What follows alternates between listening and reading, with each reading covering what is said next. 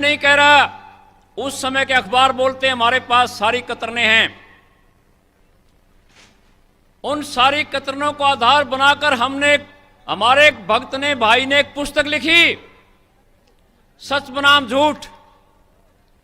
उसमें भ्रष्ट जजों के या अन्यायकारी जजों के नाम दिए गए जो अपनी ड्यूटी से कोताही करते थे, उनके नाम दिए। उन फोटों को लगाया जो जातियां हुई भक्तों के साथ।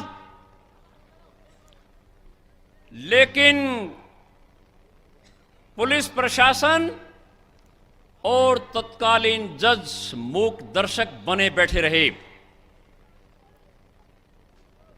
किसी ने यह जहमत नहीं उठाई कि नए सामाजिक तत्वों के खिलाफ मुकदमे दायर किए जाएं, क्योंकि वो सरकार के द्वारा भेजे गए थे।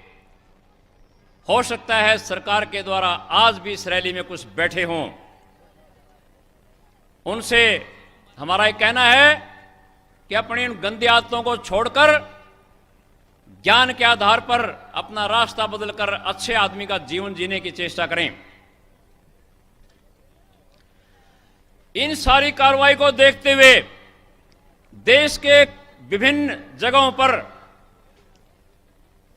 कुछ संत रामपाल जी के शिष्य तथा कुछ ऐसी ही विचारधारा रखने वाले जो संत रामपाल जी के शिष्य नहीं हैं,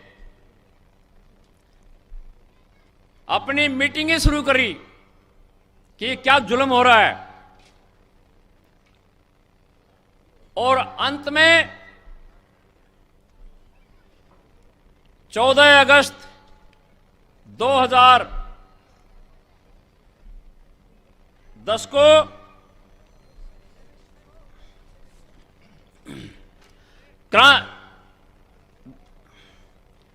राजनीतिक, प्रशासनिक और न्यायालय की असहनीय बर्बरता का मुकाबला करने के लिए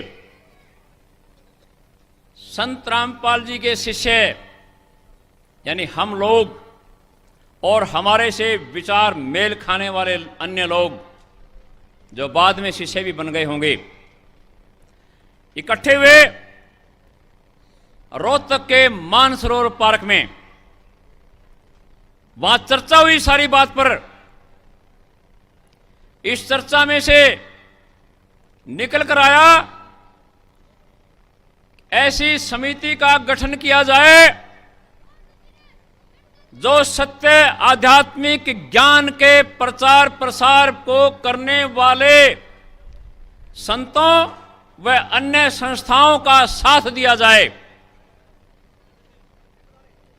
कोई गुंडा तत्व बीच में दखल डालता है तो उनको आध्यात्मिक ज्ञान के बल पर प्रेम से समझाकर रास्ते पर लाया जाए। बहुत जद्दोजहद के बाद राष्ट्रीय समाज सेवा समिति का गठन हुआ और वहां उपस्थित सदस्यों ने, अन्य सभी भक्तजनों ने और जो बिना भगत थे वे भी, सबने मिलकर सर्वसम्मति से राष्ट्रीय समाज सेवा समिति की कार्यकारिणी का गठन किया गया, जिसके प्रधान भगत रामकुमार दास जी ढाका को चुना गया।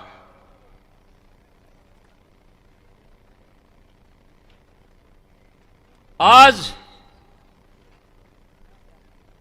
इस समिति ने देखा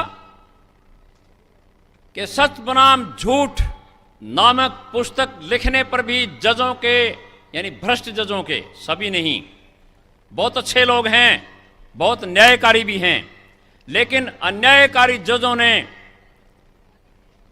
न्यायालयों की गरिमा को गिराया है। राष्ट्रीय समाज सेवा समिति ने उस गिरती हुई गरिमा को संभालने के लिए ऐसे भ्रष्ट जजों का ध्यान आकर्षित करने के लिए तथा सत्य आध्यात्मिक ज्ञान के जरिए उनको समझाकर उनका रास्ता बदलने के लिए एक पुस्तक और लिखी, जिसका नाम है न्यायालय की गिरती गरिमा।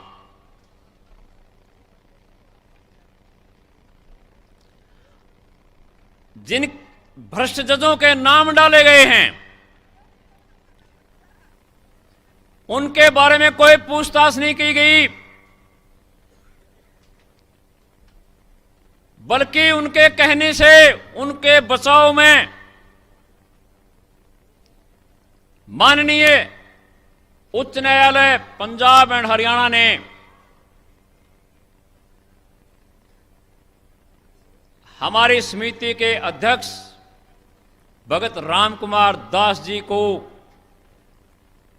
एक नोटिस भेजा, उसके बाद उनका सम्मन भेजा और उन्हें आज दिनांक 24/9/2014 को निजी तौर से, जैसे अंग्रेजी में इन पर्सन बोलते हैं, निजी तौर से हाई कोर्ट के जज माननीय भल्ला जी की कोर्ट नंबर 6 में उपस्थित होने के लिए कहा गया। हमारे प्रधान जी आज वहां उपस्थित होने के लिए गए हुए हैं। अब हम ये कहना चाहते हैं कि हमने ये पुस्तक किसी का अपमान करने के लिए नहीं छापी, हमने भ्रष्टाचार में लिप्त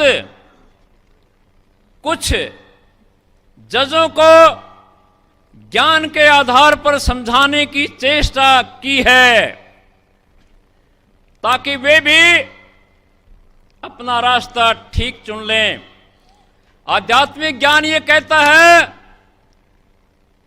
कि जिस तरह से हम परमात्मा के बच्चे हैं, उसी प्रकार वे भ्रष्ट जज भी परमात्मा के बच्चे हैं। तभी तो इतने ऊंचे पदों पर गए। वो भूल गए परमात्मा है, वो सब देख रहा है। हम जगह जगह ये लिखा देखते हैं, सावधान, आप सीसीटीवी कैमरे की नजर में हैं। हम उन भ्रष्टजों को बताना चाहते हैं कि ए माननीय कहने वाले जज साहिबान, आप परमात्मा की नजर में हैं। परमात्मा अपने बहके हुए बच्चों को बहकने नहीं देते। जिस किसी तरीके से अपने बच्चों को संभालते हैं, पुचकार कर, धमका कर, थोड़ा बहुत लालच देकर अपने बच्चों को लाइन पर लाते हैं। इसी प्रयास में हमने संत रामपाल जी के ज्ञान से प्रेरित होकर यह पुस्तक लिखी और भ्रष्ट जजों को, जो हमारे ही भाई हैं, कोई अलग नहीं हैं, चाहे आज वो न्याय की कुर्सी पर बैठे हैं, कर नहीं पा रहे, अलग बात है।